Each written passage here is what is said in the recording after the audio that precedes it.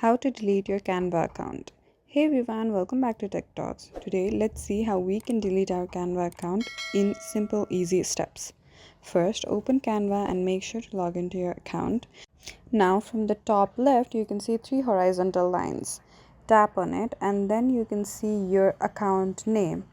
Tap on it, and then tap on Settings. Once you're on your settings, tap on the three horizontal lines from your top left again. There you can see login option. Tap on it and scroll till the bottom and hit on delete account. There the Canva will ask you to enter the code sent to your Gmail that you logged in. Go to your Gmail and find the email and copy the code and paste it on the enter code option. Once the code is entered, just tap on delete account and your account will be deleted. Your account will be deleted after 14 days of this process. If you like this video, don't forget to give this video a big thumbs up and subscribe to our channel for more similar tech content.